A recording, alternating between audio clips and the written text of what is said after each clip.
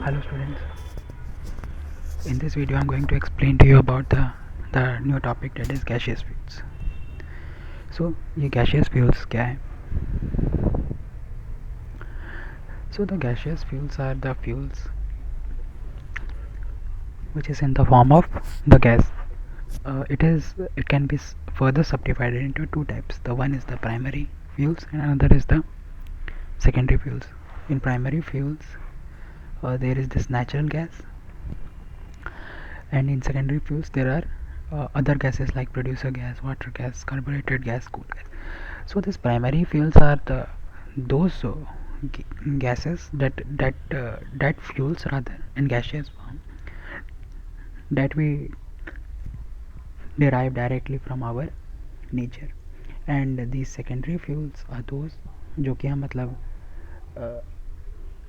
Industrial operations के through हम कुछ ट्रीटमेंट करके हम मतलब हम ये करते हैं, बनाते हैं.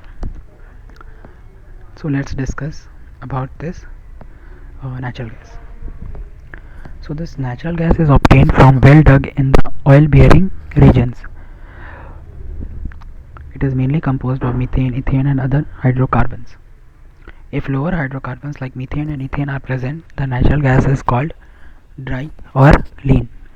If higher hydrocarbons are present along with methane, the natural gas is called wet or rich. So यहाँ पे लिखा है कि नेचुरल गैस हमारा कैसे डिराइव होता है.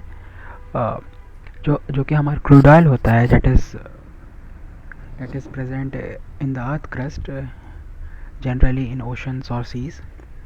तो वहाँ क्रूड ऑयल के जस्ट ऊपर में देयर इज़ अ गैस. तो उस गैस को हम कहते हैं नेचुरल गैस. तो we take it out from there और उसको फर्दर हम रिफाइन करके हम अलग अलग यूसेज पे हम यूज़ करते हैं. तो according to the proportion of methane and ethane it can be called dry और lean and the wet which is mention here.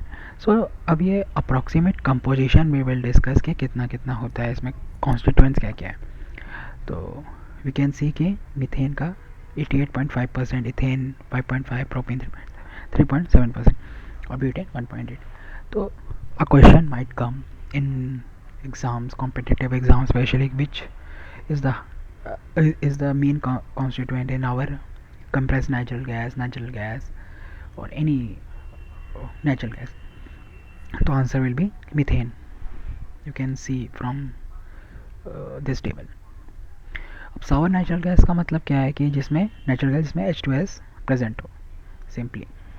तो इस H2S को जनरली हमें रिमूव करना पड़ता है बिकॉज इट इज़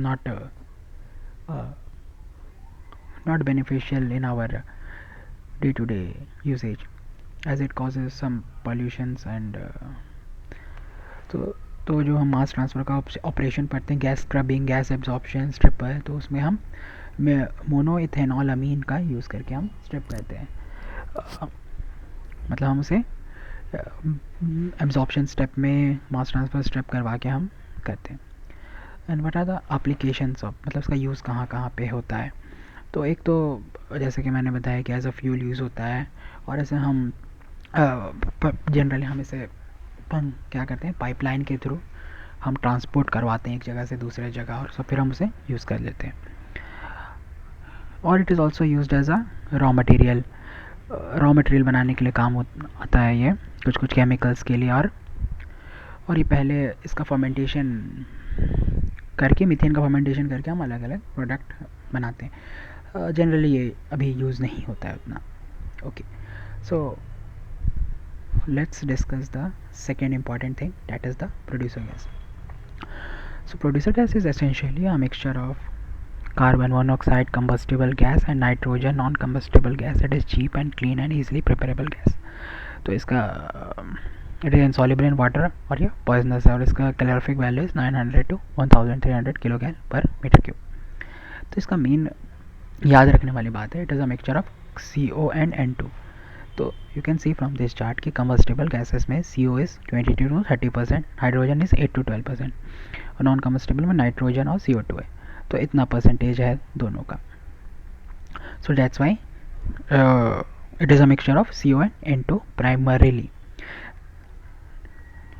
तो आप जब when you add 50 plus 30 you can see कि ऑलमोस्ट कि 75 to 80% इसमें CO2 का कंपोजिशन होता है, तो इसे हम प्रोड्यूसर गैस कहते हैं। अब इसे हम how we manufacture it, that will be clear from this chart, sorry this diagram. तो देखो ये हमारा इंडस्ट्रियल सेटअप है, ऊपर there is a cup and cone feeder, मतलब यहाँ पर हम जो भी हमारा रॉ मटेरियल यानी कि कोल या कोक को हम कुछ रिएक्शंस वगैरह कराते हैं, कुछ स्ट्रिप करते हैं, उसकी वजह से हमारा प्रोड्यूसर गैस यहाँ से बनता है। तो ठीक है, तो देन फर्स्ट हम लोग यहाँ कोक या कोल डाल देते हैं, एंड देन यहाँ air is mixed with little steam. ये देखना, it is most important step. यहाँ एयर मिक्स होता है विथ हल्का सा स्टीम में, देन उसको हम पास करवाते हैं यहाँ के थ्रू किसी फॉर्म का, एक पाइप का, एक स्पार्जिंग अरेंजमेंट का, मतलब यहाँ से बबल्स के फॉर्म पे हमारा जो गैस यहाँ से निकलता है। फिर हमारा फर्दर यह फिर एक ये आउटर कवरिंग जो है स्टील लाइन ब्रिक है, फिर कोल यहाँ प्रेजेंट रहता है यहाँ से पास करवा के, एंड देन हमारा air mix with little stems की वजह से कोल अराउंड 1000 डिग्री सेल्सियस पे होता है, और धीरे धीरे हमारा कोल बर्न होता है, और फर्दर हमारा रिएक्शंस होके प्रोड्यूसर गैस बन जाता है। अब जैसे जैसे हमारा रिएक्शंस होता है, देन वी ऑब्जर्व कि नीचे वाला जोन में ऐश होगा, ash zone it can be called, and then it can be called above that is combustion zone, then reduction zone, then distillation zone. अब ये जोन्स क्या क्या है कि इसमें कुछ सर्टेन रिएक्शंस हमारा होती हैं, तो जो रिएक्शंस होती हैं that we are going to discuss in a short while. एंड जो नीचे पे है दैट इज़ ऐश, तो ऐश को then we throw it out, producer gas हमें यहाँ से मिल जाती है। तो ये पॉइंट है। तो as the name in ash zone, as the name indicates, it mainly consists of ash. It is about 0.8 meter thick and is the lowest zone. तो ठीक है, ये लोएस्ट जोन है, और इसमें से जो भी नीचे से पास होके we throw it out generally. और कंबशन जोन में हमारा जो कार्बन का जो मेन क्या होता है, कंबशन होगा या ऑक्सीडेशन होगा, इसलिए carbon will react with oxygen to form CO2 and CO respectively. अब रिडक्शन जोन में क्या होता है, देखो यहाँ पे क्या होता है कि here the steam and carbon dioxide produced in the moves up through the, अब जो स्टीम और जो बाकी चीज़ें बनी थी, अब यहाँ मूव्स अप होके एक free hydrogen and CO form हो जाता है, तो H2 एंड CO, और H2 इसमें फॉर्म होने लग जाता है। ये main differentiating factor as compare to that. तो मेन हमें इस में CO और N2 का प्रोपोर्शन ज़्यादा रखना है, तो यू कैन सी कि यहाँ H2 फॉर्म हो जाता है, फिर फर्दर हम इसे कुछ करते हैं। डिस्टिलेशन जोन पे क्या होता है, ये मोस्ट अपर पार्ट पे होता है। In this zone outgoing gases give their sensible heat, तो अब इसमें जो हीट रिलीज़ होती है वो जो एक्सोथर्मिक रिएक्शंस होती हैं, तो हीट रिलीज़ करके वो नीचे का पार्ट को फर्दर हीट करती है और फर्दर मतलब उसे रिड्यूस करने में हेल्प करती है। तो ये जस्ट एक जोन्स है जो जस्ट एक साइड वे कंटिन्यूस वे पे रिएक्शंस होती रहती हैं, that thing you should know. और इसका एप्लीकेशन मेन प्रोड्यूसर गैस का मेन एप्लीकेशन है कि हमारे स्टील इंडस्ट्री और अदर उसे हम कह सकते हैं मेटलर्जिकल प्रोसेस, यानी कि स्टील को रिड्यूस कराने के लिए हम इस प्रोड्यूसर गैस को एज अ फ्यूल हम फ्रिक्वेंटली यूज़ करते हैं, और other as a simple industrial fuel हम उसे इस गैस को भी यूज़ कर सकते हैं इंडस्ट्रीज़ पे। हाँ, अब हम आ जाते हैं नेक्स्ट इम्पॉर्टेंट। अब ये प्रोड्यूसर गैस वाटर को गैस ये सिमिलर है, सेम नहीं है, डिफरेंस है सेम और सिमिलर में। सिमिलर मतलब कुछ सिमिलैरिटीज़ है पर एकदम एक ही चीज़ नहीं है। अब इसमें मेन डिफरेंस क्या है कि देखो, इन हियर कंबस्टिबल गैसेस में CO और H2 इसका प्रोपोर्शन ज़्यादा है। व्हेन यू ऐड 50 तो ऑलमोस्ट 80 to 90% वी कैन से कि COH2 का मात्रा होगा, then we can say that it is a water gas. Okay, तो अब इसमें कंबस्टिबल गैसेस का मात्रा ज़्यादा है, इसलिए इसका कैलोरीफिक वैल्यू वहाँ 1200-1300 के करीब था। यहाँ वी कैन सी के 2800 kilo cal per metre cube का ये है। अब इसका जो रिएक्टर है ये देखो, ये कुछ ऐसा है। अब मैंने उस प्रीवियस जो डायग्राम है उसका प्रोड्यूसर गैस प्रोडक्शन का बताया था, उसमें मैंने बताया था कि स्टीम सप्लाई और एयर सप्लाई ज़्यादा था, sorry steam supply with little, sorry air supply था with little bit of steam. अब यहाँ स्टीम सप्लाई और एयर सप्लाई का कंटिन्यूस है, तो बस अगर ऐसा ही कुछ सेटअप जस्ट चेंज कर देंगे तो सिंपली हमारा क्या होता है कि रिएक्शंस की वजह से एक सर्टेन रिएक्शंस होते होंगी जिसकी वजह से हमारा CO and H2 का मात्रा बढ़ जाएगा और then this gas will form. So you can see from this reaction, by supplying continuous steam, CO and H2 is formed. So this is the main differentiating reactions that occurs. और इसको भी हम अलग अलग रॉ मटेरियल की तरह use कर सकते हैं. इसमें हाइड्रोजन का अगर हम मान लो आजकल जैसे in global environment, in global environment नहीं मतलब in our global world, in developed markets there is a मतलब हाइड्रोजन से वी रन व्हीकल्स ऑल्सो.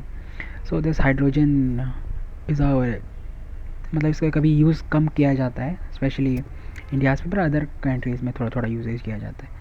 तो we can use it for other purposes. Then we can utilize that as a fuel gas and is also used as a raw material for Fischer-Tropsch process. मतलब कि we can convert this gaseous fuel into liquid fuels using this process. अब carbonated water gas क्या है? It is nothing but कि इसमें कुछ crude oil की जो मात्रा है उसको हम ऐड कर देते हैं. क्रूड ऑयल का गैसियस है, क्रैक्ड वेपर, उसको ऐड करते हैं ताकि इसका कैलोरीफिक वैल्यू इंक्रीज कर सके. अब coal gas we are discussing. Coal gas is lighter than air and is colorless gas. It has characteristic odor and burns with a smoky flame. इसका composition here है, यहाँ mention है. And in I have discussed your in energy technology this coal is how coal is converted to coke. तो जो वही setup है तो उसी के थ्रू यू कैन कोल को हम कार्बोनाइजेशन करते हैं. तो 1300 डिग्री सेल्सियस पे in the absence of air then हमारा कोक फॉर्म होता है और उसी समय एक गैस फॉर्म होती है कोल गैस. तो पहले हम कोल गैस को एज अ पॉल्यूटेंट डायरेक्टली हम थ्रू कर देते थे, पर जैसे जैसे टाइम प्रोग्रेस किया हमारे इंजीनियर्स और साइंटिस्ट लोगों ने देखा कि due to this coal gas मतलब काफ़ी पॉल्यूशंस वगैरह हो रही हैं और इसमें पॉल्यूशंस भी हो रही हैं और कुछ कुछ इंपॉर्टेंट केमिकल्स जो एज अ वेस्ट चल जाते हैं उसे हम रिकवर करके कुछ प्रॉफिट कमा सकते हैं, मतलब तो कुछ केमिकल्स बना सकते हैं. तो इसके लिए हम कोल गैस की रिकवरी करते हैं. इसी दो रीजंस के लिए, इकोनॉमिक रीजंस और पॉल्यूटेंट रिमूवल के लिए. तो इसे हम कुछ ये काफ़ी सिंपल सेटअप है, इंडस्ट्रियल सेटअप इसे काफ़ी हद तक कॉम्प्लिकेटेड रहता है. सो देखो पहले कोल गैस को हम ठंडा करते हैं एक किसी फॉर्म का कंडेंसर और हाइड्रोलिक मेन में. तो यहाँ से हमारा कुछ तार वगैरह डिज़ोल्व मतलब तार सेपरेशन होती है, फिर उसे फर्दर कंडेंसर के थ्रू अगेन हमें लिक्विड तार के फॉर्म पे मिलता है. देन अगेन भी अब हमें फर्दर उसे गैस एब्जॉर्प्शन जो मास ट्रांसफ़र ऑपरेशन है उसमें हम वाटर्स के थ्रू स्ट्रिप करवाते हैं. देन क्रियोसोलिक ऑयल के थ्रू स्ट्रिप कराते हैं तो बेंजोल बनता है. वाटर के थ्रू स्ट्रिप कराएंगे देन अमोनिकल फॉर्म का लिक्विड तार फॉर्म होगा. तो अमोनिया, तार, बेंजोल ये सब कुछ केमिकल्स हमें यहाँ से और फेरिक ऑक्साइड के थ्रू हम पास करवाते हैं ताकि जो पॉल्यूटेंट्स वगैरह है उसमें पास ना हो और जितना भी इन्वायरमेंटल स्टैंडर्ड्स का जो पैरामीटर्स है वो मेट हो जाए. इसलिए ferric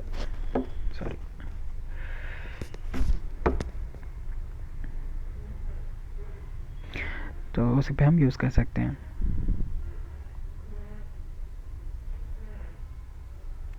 So let me read it for you. So with the help of cup and cone feeder, powdered coal is fed from the top into the large vertical silica retorts.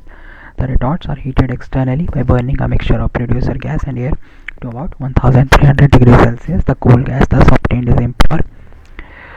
तो and contain number of, जैसे कि मैंने बताया काफ़ी impurities रहती हैं जैसे कि tar, ammonia, benzol, naphthalene and hydrogen sulphide. The by products are remove from the coal gas to improve the quality of gas. This by product also have the utility value. जैसे कि मैंने बताया कि ये इसका इकोनॉमिक वैल्यू है, इसलिए the gas is first पहले हम हाइड्रोलिक मेन के थ्रू पास कराते हैं which acts as the water seal.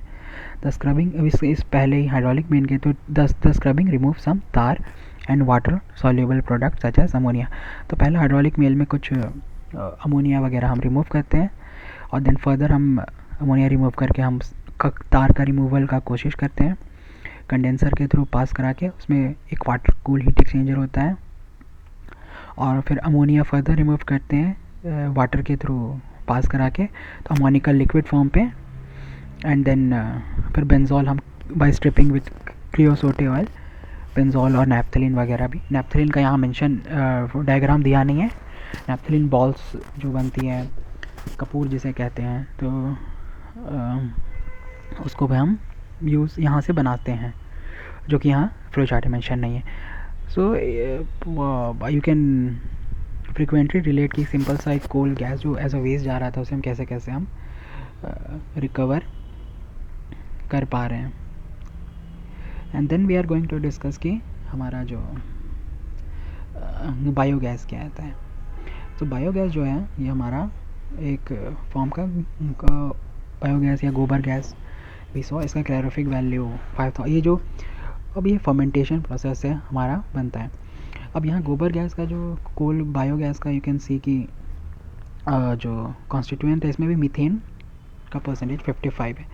But however you can see कि जो हमारा नेचुरल गैस का मे बी मीथेन ऑलमोस्ट 88% था। तो ये मेन डिफरेंस है मतलब विथ रिस्पेक्ट टू कॉन्स्टिट्यूएंट। और इसको हम बनाने के लिए जो भी हमारा जो एक फर्मेंटेशन मेथड यूज़ करते हैं तो इसमें क्या करते हैं जो भी हमारा वेस्ट है जैसे मेनली गांव में यूज़ कर सकते हैं हम इसे। तो जो एनिमल का जो काऊ डंग हुआ कैटल डंग हुआ किसी भी एनिमल्स का और फर्दर जो घर में जो चावल के टुकड़े हुए कुछ भी सब्जी वगैरह के टुकड़े हुए सारे कलेक्ट करके we dump it here in the inlet tank. And then हम बैक्टीरिया वगैरह हम एनारोबिक बैक्टीरिया को हम यहाँ डाल देंगे। फिर धीरे धीरे फर्मेंटेशन होगा। जैसे जैसे फर्मेंटेशन होगा तो क्या हमारा क्या होगा ये सब गैसेस मीथेन वगैरह फॉर्म होगा। मीथेन कार्बन डाइऑक्साइड हाइड्रोजन तो ये सब फॉर्म होगा। और इसी को हम फर्दर फिर हम डायरेक्टली हम इससे पाइप के थ्रू हम जहाँ भी ट्रांसपोर्ट कराना चाहें घर के आसपास उसी गांव के आसपास हम यूज़ कर सकते हैं एज अ फ्यूल। तो it is a good source. इसमें जो भी हमारा विलेज एरियाज़ में जो वेस्ट वगैरह है उसको हम गुड यूज़ करके डायरेक्टली हम एज अ फ्यूल यूज़ कर सकते हैं। जैसे हमें कोई रॉ मटेरियल का कॉस्ट लगा बस एक कॉस्ट लगेगा हमें कि जो बस सेटअप करने का जो भी वो भी कॉस्ट कोई हैवी नहीं रहता है। एक सिंपल सा पाइप रिक्वायर्ड रहता है। एक सिंपल सा जो ईंटा का ब्रिक्स होता है वही रहता है। कोई स्पेशल एकदम ऐसा नहीं कि एकदम बहुत ही डिफरेंट बहुत ही कॉम्प्लेक्स सेटअप होगा ऐसा नहीं है। So this is all about the gaseous fuels. I hope you have enjoyed this video. If you have any doubt, please feel free to ask. Thank you.